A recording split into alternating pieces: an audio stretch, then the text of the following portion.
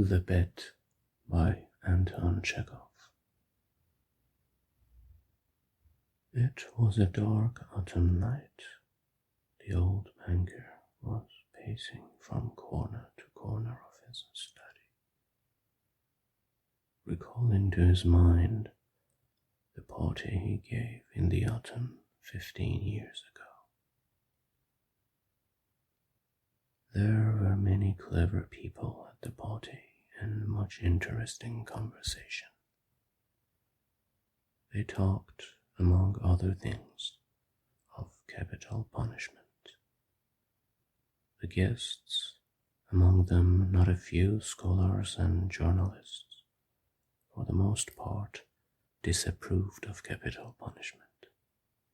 They found it obsolete as means of punishment, unfitted to a Christian state, and immoral.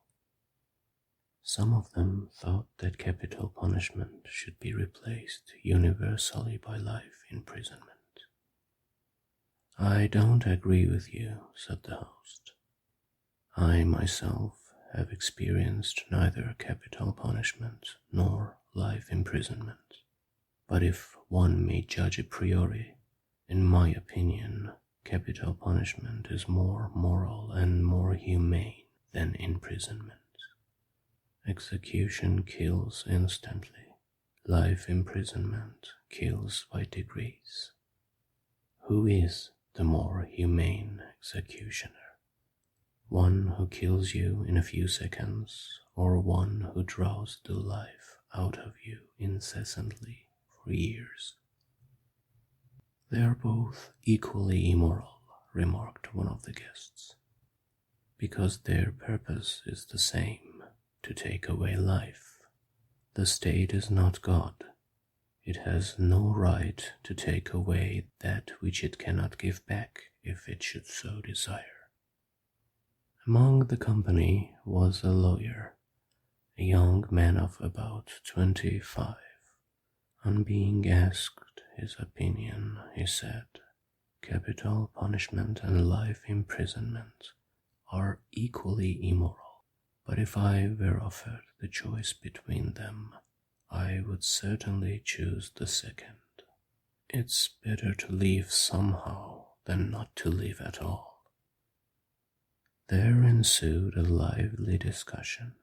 The banker, who was then younger and more nervous, suddenly lost his temper, banged his fist on the table, and turning to the young lawyer, cried out, "It's a lie. I bet you 2 millions you wouldn't stick in a cell even for 5 years."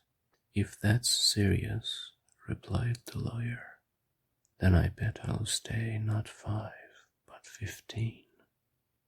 15. Done," cried the banker. "Gentlemen, I stake 2 millions. "Agreed. You stake 2 millions. I my freedom," said the lawyer. So this wild, ridiculous bet came to pass. The banker, who at that time had too many millions to count, spoiled and capricious, was beside himself with rapture. During supper, he said to the lawyer jokingly, "Come to your senses, young man, before it's too late. 2 millions are nothing to me, but you stand to lose 3 or 4 of the best years of your life. I say 3 or 4 because you'll never stick it out any longer. Don't forget either, you unhappy man, that voluntary is much heavier than enforced imprisonment. The idea that you have the right to free yourself at any moment will poison the whole of your life in the cell. I pity you." And now the banker, pacing from corner to corner, recalled all this and asked himself, "Why did I make this bet? What's the good? The lawyer loses 15 years of his life and I throw away 2 millions. Will it convince people that capital punishment is worse or better than imprisonment for life? No, no. All stuff and rubbish. On my part, it was the caprice of a well-fed man. On the lawyer's, pure greed of gold. He recollected further what happened after the evening party. It was decided that the lawyer must undergo his imprisonment under the strictest observation in a garden wing of the banker's house. It was agreed that during the period he would be deprived of the right to cross the threshold, to see living people, to hear human voices, and to receive letters and newspapers. He was permitted to have a musical instrument, to read books, to write letters, to drink wine and smoke tobacco. By the agreement he could communicate, but only in silence, with the outside world through a little window specially constructed for this purpose.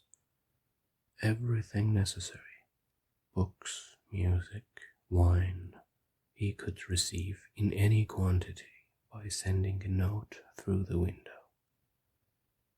The agreement provided for all the minutest details which made the confinement strictly solitary, and it obliged the lawyer to remain exactly 15 years, from 12 o'clock of November 14th, 1870, to 12 o'clock of November 14th, 1885.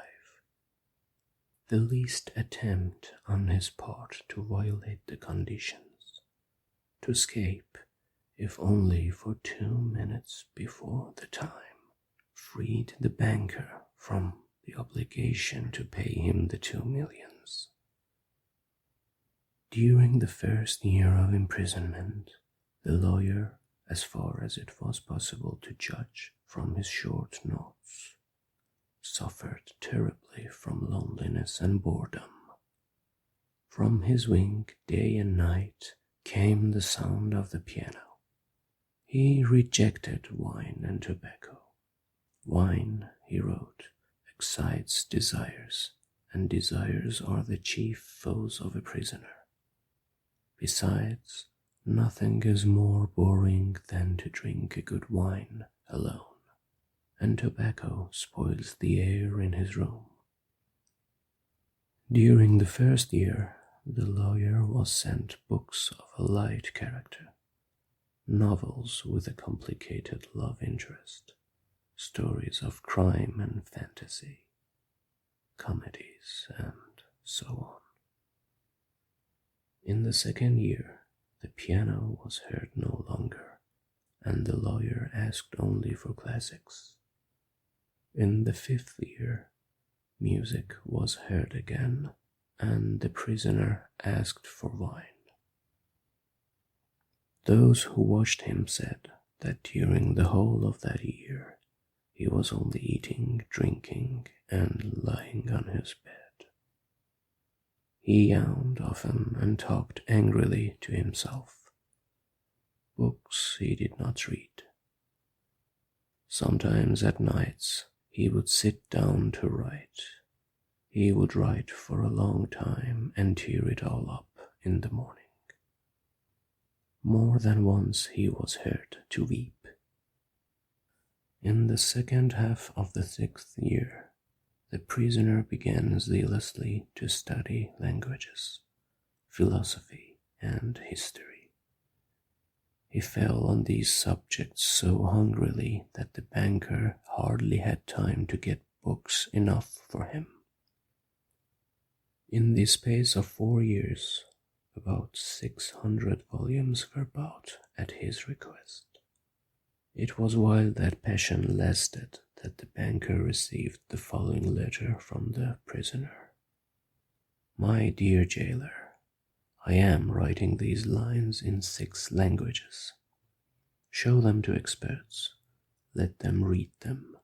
If they do not find one single mistake, I beg you to give orders to have a gun fired off in the garden.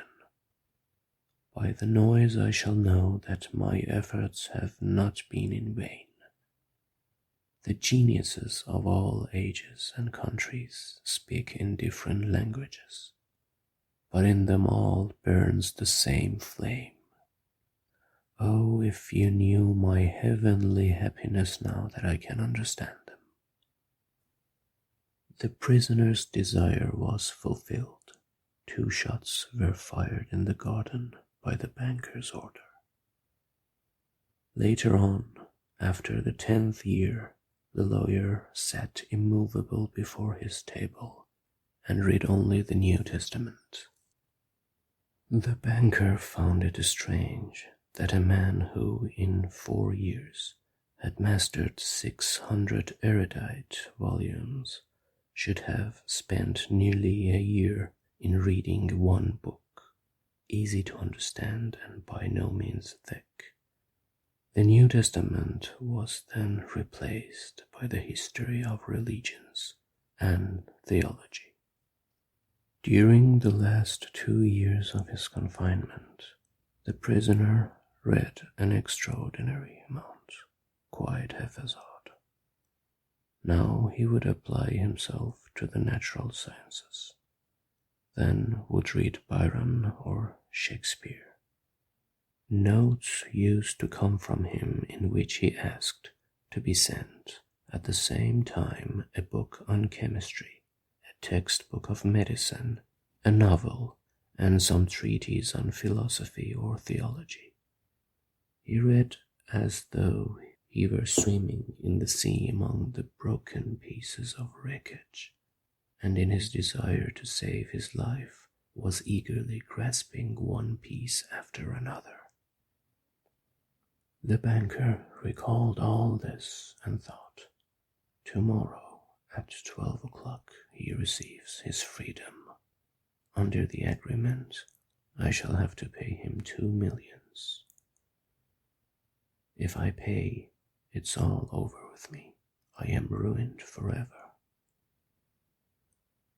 15 years before he had too many millions to count, but now he was afraid to ask himself which he had more of, money or debts.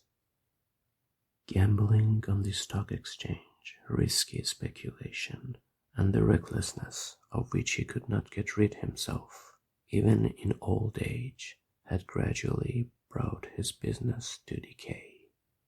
And the fearless, self-confident, proud man of business had become an ordinary banker, trembling at every rise and fall in the market.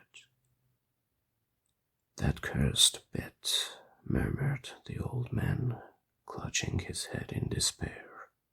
Why didn't the man die? He is only 40 years old. He will take away my last farthing, marry, enjoy life, gamble on the exchange, and I will look on like an envious beggar and hear the same words from him every day. I am obliged to you for the happiness of my life. Let me help you. No, it's too much. The only escape from bankruptcy and disgrace is that the man should die. The clock had just struck 3. The banker was listening. In Ike House, everyone was asleep, and one could hear only the frozen trees whinnying outside the windows. Trying to make no sound, he took out of his safe the key of the door which had not been opened for 15 years, put on his overcoat, and went out of the house. The garden was dark and cold. It was raining. A keen, damp wind hovered howling over the garden and gave the trees no rest. Though he strained his eyes, the banker could see neither the ground nor the white statues, nor the garden wing, nor the trees. Approaching the place where the garden wing stood, he called the watchman twice. There was no answer. Evidently, the watchman had taken shelter from the bad weather and was now asleep somewhere in the kitchen or the greenhouse. If I have the courage to fulfill my intention, thought the old man, the suspicion will fall on the watchman first of all. In the darkness he groped for the stairs and the door, and entered the hall of the garden wing, then poked his way into a narrow passage and struck a match. Not a soul was there. Someone's bed, with no bedclothes on it, stood there, and an iron stove was dark in the corner. The seals on the door that led into the prisoner's room were unbroken. When the match went out, the old man, trembling from agitation, peeped into the little window. In the prisoner's room a candle was burning dim. The prisoner himself sat by the table. Only his back, the hair on his head, and his hands were visible. On the table, the two chairs, the carpet by the table, open books were strewn. 5 minutes passed, and the prisoner never once stirred. 15 years' confinement had taught him to sit motionless. The banker tapped on the window with his finger, but the prisoner gave no movement in reply. Then the banker cautiously tore the seals from the door and put the key into the lock. The rusty lock gave a hoarse groan and the door creaked. The banker expected instantly to hear a cry of surprise and the sound of steps. 3 minutes passed, and it was as quiet behind the door as it had been before. He made up his mind to enter. Before the table sat a man, unlike an ordinary human being. It was a skeleton with tight-drawn skin, with a woman's long curly hair and a shaggy beard. The color of his face was yellow, of an earthly shade. The cheeks were sunken, the back long and narrow, and the hand upon which he leaned his hairy head was so lean and skinny that it was painful to look upon. His hair was already silvering with grey, and no one who glanced at the senile emaciation of his face would have believed that he was only 40 years old. On the table before his bended head lay a sheet of paper on which something was written in a tiny hand. Poor devil, thought the banker. He is asleep and probably seeing millions in his dreams. I have only to take and throw this half-dead thing on the bed, smother him a moment with the pillow, and the most careful examination will find no trace of unnatural death. But first, let us read what he has written here. The banker took the sheet from the table and read, "Tomorrow at 12 o'clock midnight, I shall obtain my freedom and the right to mix with people. But before I leave this room and see the sun, I think it is necessary to say a few words to you. On my own clear conscience and before God who sees me, I declare to you that I despise freedom, life, health, and all that your books call the blessings of the world. For 15 years I have diligently studied earthly life. True, I saw neither the earth nor the people, but in your books I drank fragrant wine. sang songs, hunted deer and wild boar in the forests, loved women, and beautiful women like clouds ethereal, created by the magic of your poet's genius, visited me by night, and whispered me wonderful tales, which made my head drunken. In your books I climbed the summits of Elborz and Mont Blanc, and saw from thence how the sun rose in the morning, and in the evening overflowed the sky, the ocean, and the mountain ridges with a purple gold. I saw from thence how above me the lightning glimmered cleaving the clouds. I saw green forests, fields, rivers, lakes, cities.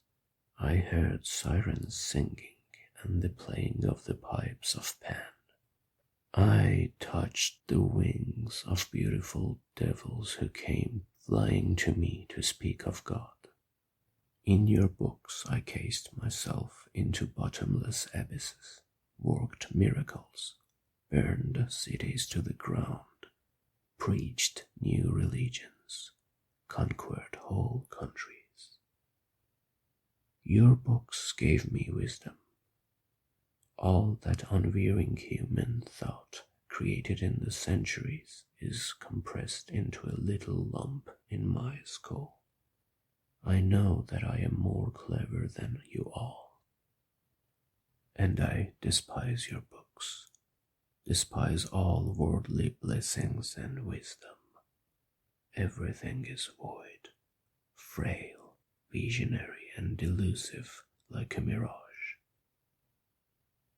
Though you be proud and wise and beautiful, yet will death wipe you from the face of the earth like the mice underground. And your posterity, your history, and the immortality of your men of genius will be as frozen slag, burnt down together with the terrestrial globe. You are mad and gone the wrong way.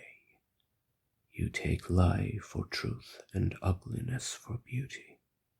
You would marvel if by certain conditions there should suddenly grow on apple and orange trees, instead of fruit, frogs and lizards, and if roses should begin to breathe the odor of a sweating horse. So do I marvel at you, who have bartered heaven for earth. I do not want to understand you, that I may show you indeed my contempt for that by which you live. I waive the 2 millions of which I once dreamed as of paradise, and which I now despise, that I may deprive myself of my right to them. I shall come out from here 5 minutes before the stipulated term, and thus shall violate the agreement. When he had read, the banker put the sheet on the table, kissed the head of the strange man, and began to weep. He went out of the wing. Never at any other time, not even after his terrible losses on the exchange, had he felt such contempt for himself as now. Coming home, he lay down on his bed, but agitation and tears kept him long from sleep. The next morning, the poor watchman came running to him and told him that they had seen the man who lived in the wing, climbing through the window into the garden. He had gone to the gate and disappeared.